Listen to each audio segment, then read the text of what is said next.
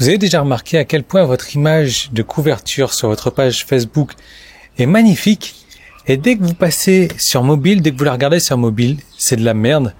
Et bien après avoir regardé cette vidéo, tout ça, ça sera fini pour vous. Vous aurez une image compatible pour les deux.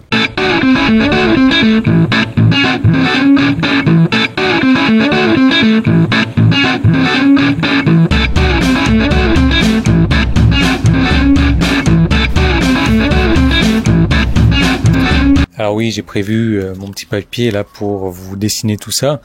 Alors, il faut savoir que Facebook sur mobile et Facebook sur ordinateur, ce sont deux applications différentes. Ce sont deux affichages différents. Donc, c'est pas étonnant que votre image de couverture, si elle est adaptée au mobile, au bureau, ne soit pas forcément adaptée au mobile. Par contre, l'inverse est vrai. Si votre image de couverture est adaptée au mobile, eh bien, elle sera adaptée sur les images de bureau. Alors, il y a des dimensions à respecter quand vous créez votre image. Il y a des logiciels. Moi, j'utilise Usign pour mes images de mobile et de bureau qui s'adaptent automatiquement. On peut faire des prévisualisations.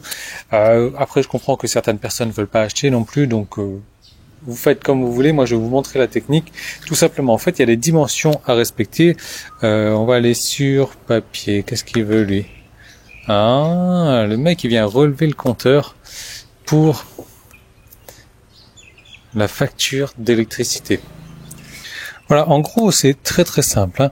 Là vous avez votre image de couverture Facebook. Alors on parle pas de la petite image de profil qui apparaît ici maintenant.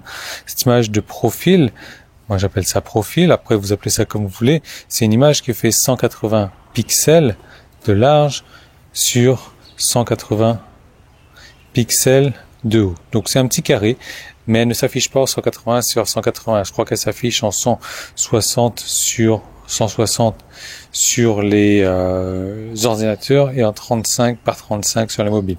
Et bon, si vous la faites en 180 par 180, aucun souci.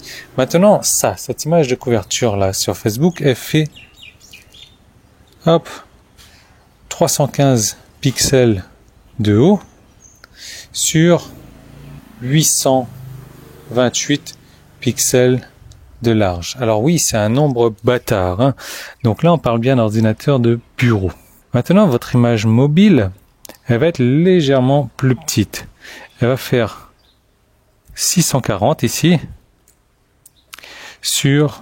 par contre elle va être plus haute, mais ça on verra qu'il y a une technique après pour ça.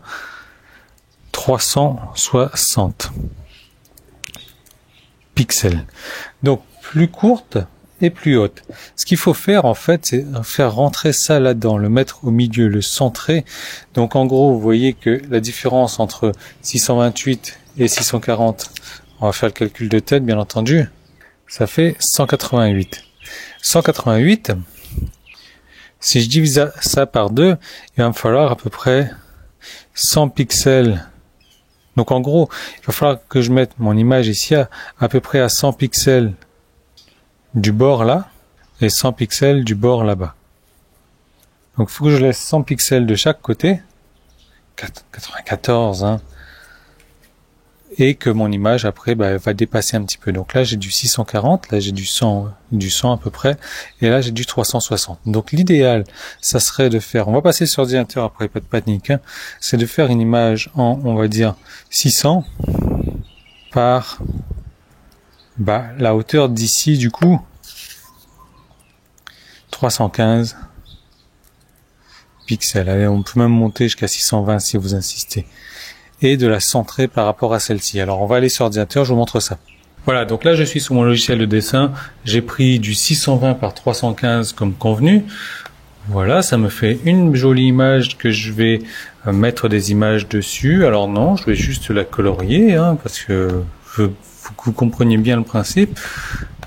Voilà, donc ici je vais mettre un petit texte aussi tant qu'à faire. Ouais, j'aime bien écrire en gros. Hop. Voilà, on va mettre du texte en blanc.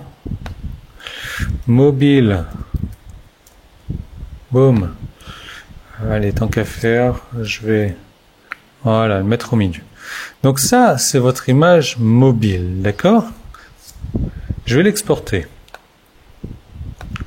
Maintenant, je vais créer mon image de bureau et j'avais dit pour l'image de bureau, donc 828 sur 315. Boum, là voilà.